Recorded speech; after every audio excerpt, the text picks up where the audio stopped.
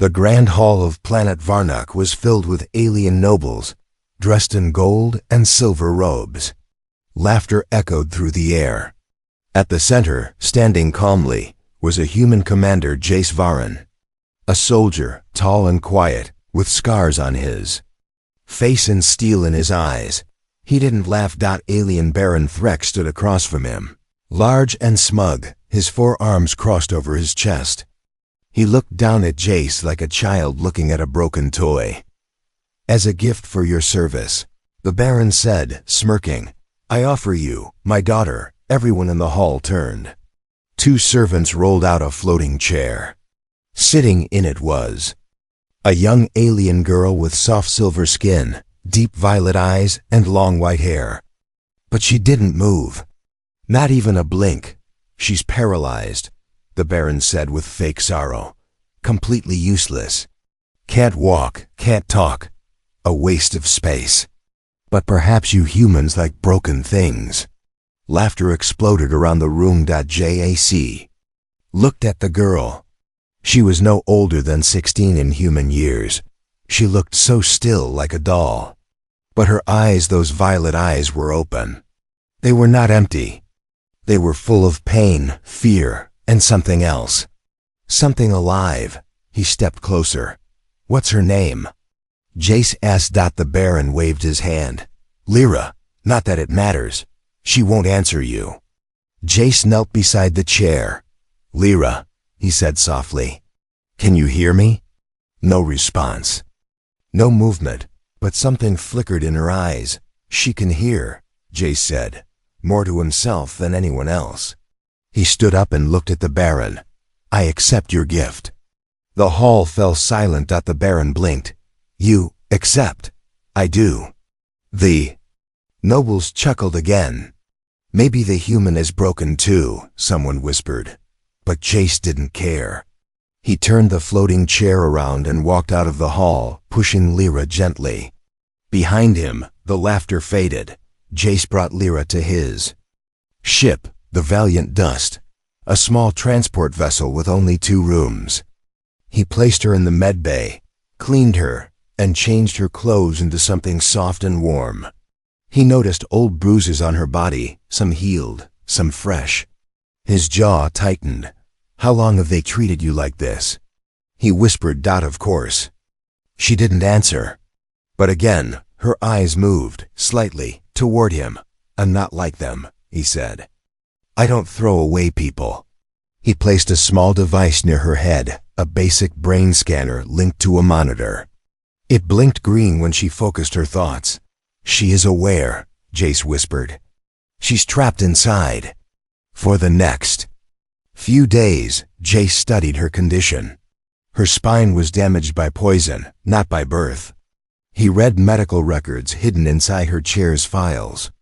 Someone had done this to her on purpose. His fists clenched. Who would do this to their own daughter? The answer was clear. The Baron. At night, Jace sat beside her. Sometimes he just talked. About Earth. About war. About his lost team. And slowly, she began to blink. Once for yes. Twice for no. "Do you understand me?" He asked one night. Blink. Double quotes. "Did they hurt you?" Blink. He looked down. "Do you want to live?" A long pause. Then, blink. He smiled, eyes soft. "Good. Then we'll fight together." He began drawing blueprints for a device, something that could let her move again. An old idea from Earth. An exosuit. Something to help the body respond even if the nerves failed. "Others see you as a burden," he said. "But I see you as a fighter." Lyra's eyes welled with tears. For the first time in many years, someone looked at her not with pity, but with hope. Back on Varnuk, the Baron sat in his palace drinking sweet fire wine, laughing with guests. "Human took her," he shouted. "Took the cursed thing like a prize." Another noble laughed. "Maybe he'll marry her." The Baron sneered. "Let him try. She's nothing, a shell. He'll throw her away soon enough." But he was wrong. In the quiet ship above the stars, Jace stood beside Lyra's bed, holding her hand. "I don't care what they think," he whispered. You're not a joke to me." And somewhere deep inside her paralyzed body, Lyra held his hand back, just a twitch, but enough. The first time she cried. No one saw it. Not even Jace. A single tear had slipped down the side of her face during the night, so quiet, so soft that the ship's sensors didn't even register it. But for Lyra, it meant something. It meant she was still alive inside, still fighting. Commander Jace woke up to the soft hum of the ship's engines. He walked into the med bay with a cup of hot stim coffee, rubbing his eyes. Then he stopped. The monitor beside Lyra's head was blinking green. Fast. Double quotes Lyra. He said quickly, walking closer, "Are you trying to say something?" He tapped the brain monitor's small interface. The pattern was clear, short, quick bursts, not random. "Wait. You're trying to talk." The green lights blinked 3 times. "Yes, GSC. He dropped his cup. It shattered on the floor, but he didn't even look at it. He leaned in. "All right. Once for yes, twice for no. Understand?" Blink. Double quotes yes. He swallowed. "Are you in pain?" Blink. Blink. "No. Are you scared?" A long pause. Blink. Yes. Beside her bed, running a hand over his face. "I don't blame you, but I'm here. I swear I won't leave." Hours turned into days. Each day, Jay spent time with her, asking questions, testing responses. She could only answer yes or no, but slowly he began to know her. "Do you like music?" Blink. "Should I play something soft?" Blink. He'd play quiet earth piano from his old playlist. Sometimes she blinked faster. Maybe she liked it. Maybe she just liked that someone finally cared. On the 4th day, something strange happened. Jace was working on her exosuit plans in the engine room when the med bay alert went off. He ran in. Eyes were wide. The screen showed a sudden spike in brain activity. What happened? He looked around. The ship's external sensors had picked up movement. A small pirate craft had flown nearby, scanned the Valiant dust, and left. She had felt it before the system did. "You knew someone was coming?" He asked. Blink. He looked at her, not as a patient, not as a burden, but as something far more dangerous. She was aware that she was watching, and she was smarter than anyone realized. That night, Jace looked through the old files he'd stolen from the Baron's medical vault. He stared at the lines of alien text, half translated by his ship's AI. Subject Lyra, unusually high cognitive patterns for a female offspring, too dangerous if trained. His hands trembled. "They didn't just abandon you," he whispered. "They feared you." He looked at her, lying silently in the bed. "They tried to silence you forever." A tear slid from her eye again. This time Jace saw it. He sat beside her and held her hand gently. "Listen to me. They think you're nothing, but I think you might be the smartest person I've ever met." Her eyes blinked slowly. "Do you want to try something?" he asked. "A way to talk better?" Blink. Yes. He brought out an old translator device. It wasn't perfect, but it could take brain signals and convert them into basic words. He placed the small pad against her temple. A slow humming sound began. Then on the screen words appeared. "Scared, but ready." Jay smiled. "Me too, Lyra, me too." Far away, in the Baron's palace, the noble sat in his chair, watching news feeds. No one talked about the girl. She was forgotten, like trash thrown into space. He laughed. "That human fool. He'll learn soon enough." But in the silence of the Valiant dust, a whisper of light appeared in Lyra's eyes, and for the first time in years, she didn't feel like nothing. She felt seen. She felt alive. The warning didn't come from the ship. It came from her eyes. Commander Jace was asleep in the pilot's seat. The Valiant dust floated quietly through the outer belt, a dangerous region where pirates hunted weak ships like hungry wolves. But tonight, the ship's alarms stayed silent. Lyra didn't. Her eyes snapped wide. The brain scanner blinked like crazy green flashes. Fast and urgent. In the med bay, Her fingers still refused to move, but her mind screamed, "Jace." Jace woke with a sudden jolt. Not from a sound, but from a feeling. The green light on the med bay. Monitor pulsed in a rhythm he hadn't seen before. He rushed in. "Lyra, what's wrong?" The screen lit up with translator text. "Danger. Outside. Now." Jace ran to the control panel. His hands flew across the screen. He scanned the area. Nothing. Then dash just for a second. He caught a shadow. Then another. Ships. Small. Fast. Pirates. His blood ran cold. "They're jamming our signals," he whispered. "The ship didn't see them, but you did." He looked at her in shock. "How?" Lyra's answer came slowly. "I felt them." Jace didn't have time to question it. He threw on his armor, grabbed his pulse rifle, and turned on the ships. "Shields." A voice cracked through the speakers, cold, robotic, unmarked vessel. "Surrender or be destroyed." Jace smiled bitterly. "You picked the wrong ship, friend." He looked back at Lyra. "You saved me." Her eyes blinked once. "Yes. Then twice. No. Saved us." The first pirate ship fired a plasma blast. The Valiant. Dust shook violently. Jace took the controls, dodging left, then sharply down. One hit and they were done. He fired back, but the dust wasn't built for combat. It was old, slow, patched together with junk parts. Jace couldn't hold out long. In the med bay, Lyra stared at the ceiling. Then something changed. Her heart beat faster. Her body felt hot.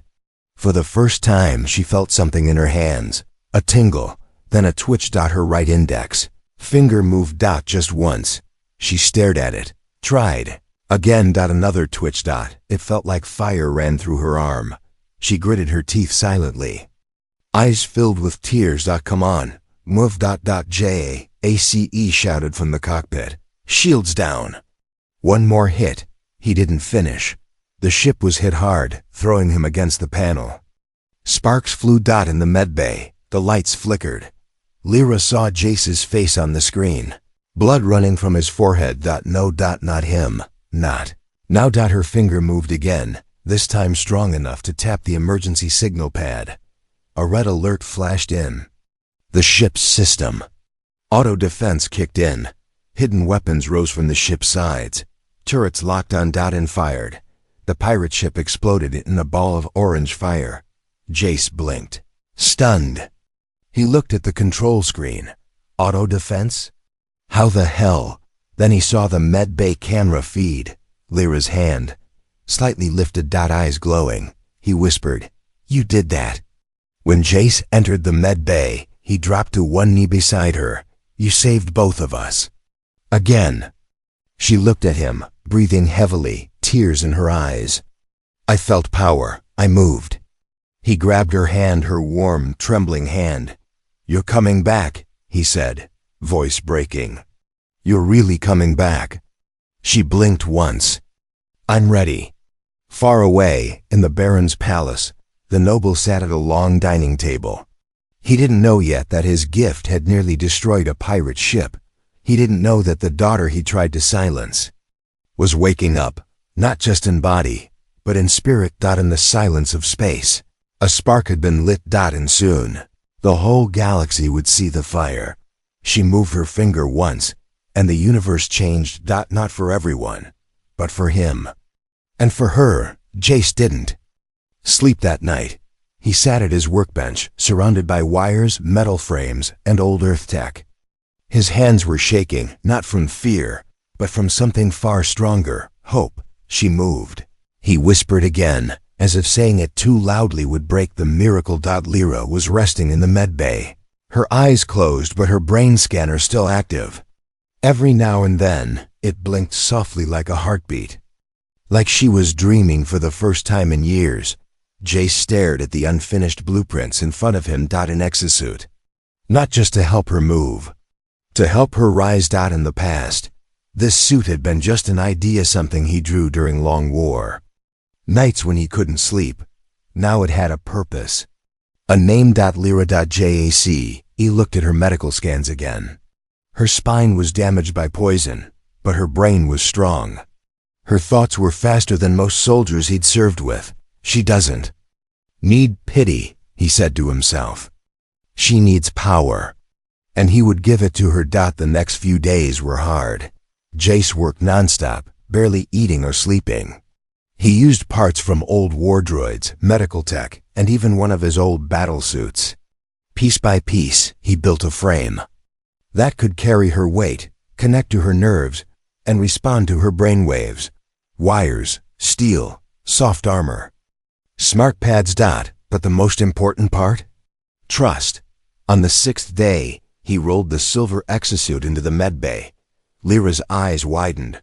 Her scanner blinked fast. Is that for me? Jace smiled. No, it's for some other paralyzed girl I found. Her. Monitor blinked once, sarcasm detected. He laughed softly. Yes, Lyra, it's for you. Will it hurt? He paused. A little, maybe, but it'll also set you free. She stared at the suit, at the wires, the boots, the gloves, at the world it promised. I'm ready. The process was slow. He gently lifted her from the bed, wrapped her into the soft padding of the suit. Each limb locked into place. The helmet stayed off for now. He wanted her to feel human, not trapped in armor. Wires connected to her spine and temples. She winced. He paused. Should I stop? No, keep going. Then came the moment. Jace activated the core. The suit hummed softly, like a heartbeat made of metal. Lyra, he whispered. Try to move your hand. She stared at it. Her fingers, wrapped in metal gloves that waited for her command. Seconds passed. Then a twitch, a shiver. Her fingers curled. Jace's eyes widened. Again, she tried. Harder. Her hand closed into a fist. I did it. Tears streamed down Jace's face. He didn't even try to hide them. Now, lift your arm. It shook. The servo motors struggled, but her arm rose. Slow. Unsteady. But it rose. She looked at it, like she didn't believe it. Then she looked at him. This is not a suit.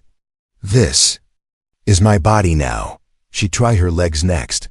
The exosuit adjusted. Metal supports locked. Artificial muscles flexed. And then on shaking knees Lyra stood, for the first time in years. She stood. She wobbled. Jace rushed to her, holding her steady. She didn't fall. She laughed. A small sound. Dry, weak, but real. Her monitor flickered. With new words, I forgot how tall I was. He laughed too. You're taller than me. Good. They stood there in silence, holding each other like the storm had passed. But deep down, both of them knew this wasn't the end, that it was only the beginning. Far across the stars, in the Baron's palace, a servant handed him a report. He laughed as he read it. The human built her a toy suit? He scoffed. She's still broken. But one day soon, the galaxy would learn. She was never broken. She was unfinished. The first time she fell, she laughed, not because it was funny, but because this time, she had the strength to stand back up. The training deck of the Valiant Dust was small. Just enough space for a man to jog in circles or throw punches at a steel dummy. Now it was a battlefield. Lyra stood in her silver exosuit, arms raised, legs shaking, sweat running down her face. The air around her buzzed with heat and focus. Jace stood a few feet away, watching her carefully. All right, again, step forward. She moved 1 foot, then the other. Her left leg locked. She stumbled. Hard. Metal hit metal. Her knees slammed to the floor. The suit sparked slightly, but she didn't cry. She didn't panic. She looked up and smiled. That was better than yesterday. Jace grinned. Yeah, you didn't break anything this time. Except your floor. Every day, they trained. Mornings were for walking. Afternoons for balance. Nights for target practice. Lyra had never held a weapon before. Not when she could move. Not when she was paralyzed. This was her first time feeling the weight of power in her hands. Jace handed her a stun pistol. Light. Safe. Try aiming at that crate. She raised it with both hands. Her arms shook.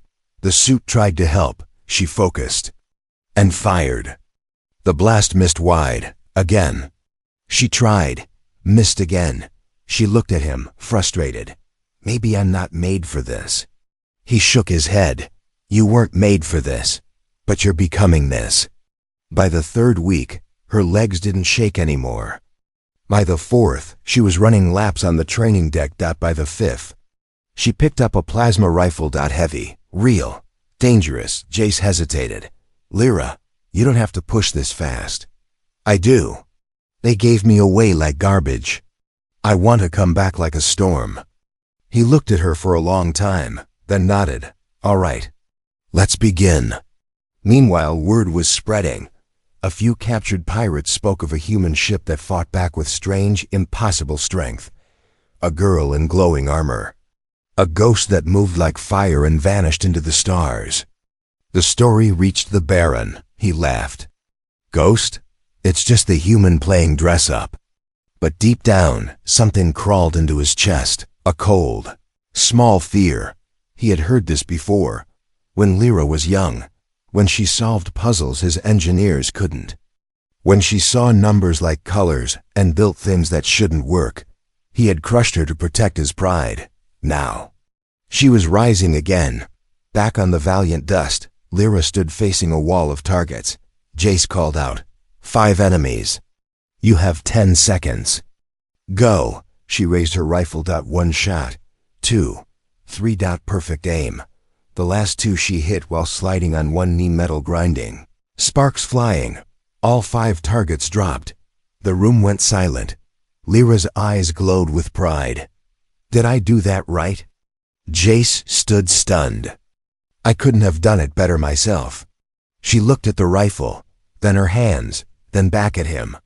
This is not just training. This is who I really am. That night, they sat under the stars, outside the ship. The twin moons above shone pale and bright. You've changed, Jace said. No, she replied through the screen. I've always been this. You're just the first one who let me show it. He looked at her. Lyra, you're becoming dangerous. She smiled. Good. Lyra had always believed she was born broken, but the truth?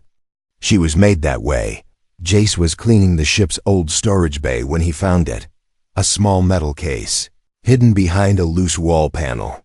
It was sealed with a strange alien lock, something not used in years. Curious, he brought it to the med bay where Lyra was resting after a long training session. This was hidden deep inside your chair, he said, placing the case beside her. Lyra stared at it. The scanner near her blinked. I've never seen it before.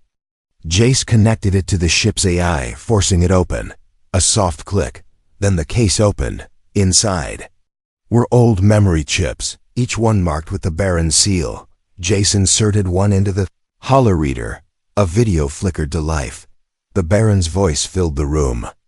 Cold, sharp, proud. Test subject 001 Lyra, firstborn, showing unusual signs of intelligence, beyond female norm, dangerous, uncontrollable. Lyra froze. The voice continued. I've decided to proceed with controlled neurological paralysis. She will remain alive, but useless. Easier to store than destroy. She will not outshine my sons. Jace's hands curled into fists. Lyra's screen was still. Stop, she whispered through the translator. Turn it off. He did, but the silence after was louder than the recording. Her whole life, she thought she had failed her father.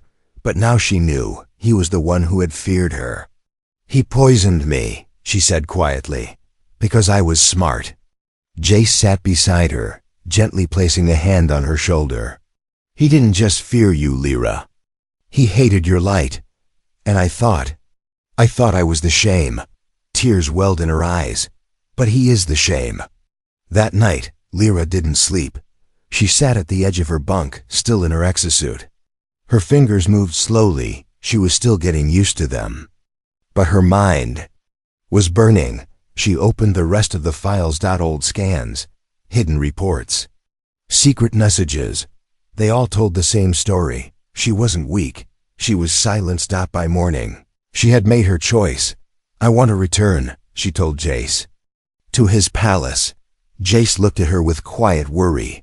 For revenge? She shook her head. For justice. I don't want to hurt him. I want the galaxy to see him, see the coward he is. Jace nodded slowly. Then we go together. Back on planet Varnak, the Baron was preparing for another public ceremony. Nobles gathered, musicians played. All was calm until the sky cracked open. The valiant dust descended like thunder. The Baron's guards ran to intercept until they saw who stepped out. A tall, silver-armored figure, glowing with power, walking with pride. It was Lyra, alive, moving, and burning with purpose. The Baron's smile vanished. He whispered, "Impossible." Lyra stopped in front of the crowd. She didn't need a translator. Her voice, weak, raw, echoed from her throat, helped by the suit. "I was not born broken," she said. "I was made that way. By my own father." Gasps filled the courtyard. She stepped aside as Jace played the recordings on a giant holoscreen. The Baron's voice, his cruel plans, his confession. Silence fell. Then the nobles turned away from the Baron, disgusted. Ashamed. He tried to speak, but no one listened. He was already forgotten. Lyra stood tall, breathing slowly. Her message had been heard. And this time, no one could shut her down. The girl they gave away like trash was now the one they bowed before. Cameras floated in the sky. News drones buzzed. The galactic court was watching. Billions of eyes, millions of ears, and Lyra stood at the center of it all. Alive, walking, speaking. Not through a machine, but with her own voice. She wore no crown, no cape, no armor of war. Just her exosuit, silent, silver, strong. Her body still trembled under it sometimes, but her mind stood unshakable. Behind her stood Jace, silent as always, a guardian in the shadows. She raised her hand for silence, and the crowd obeyed. "I was never weak," Lyra said, her voice firm but soft. "I was never useless. They just didn't want me to stand." She turned slightly, looking toward the nobles who had once laughed at her. "My father tried to erase me, because I thought faster, asked more questions, built machines no one understood." She paused, "And when he couldn't control me, he broke me." Gasps echoed across the chamber. "But now, look at me." She stepped forward. Every step echoed like thunder on marble. "I don't want power. I don't want revenge. I only want the truth to live longer than the lie." The room was silent. Even the Baron, now stripped of title and guards, could only stare at the daughter he once buried in silence. Jace stepped beside her, placing a small metal badge in her hand, an old earth medal. "Courage," it said. He whispered, "You've earned this more than I ever did." She held it tight. "No, we earned it." Later that evening, Lyra stood on the open deck of the Valiant Dust, looking out into space. The stars stretched on forever. She took a deep breath. No machines, no mask, just her. Jace walked up beside her. "What now?" he asked. She smiled. "We find others like me, the forgotten ones, the silenced ones. We show them what one broken girl can become." And somewhere deep in the galaxy, in quiet corners where hope was fading, little girls and broken warriors saw her face on the holo news, and stood a little straighter. She was no longer a gift, no longer a joke, no longer someone's prisoner. She was Lyra, and her rise had only just begun.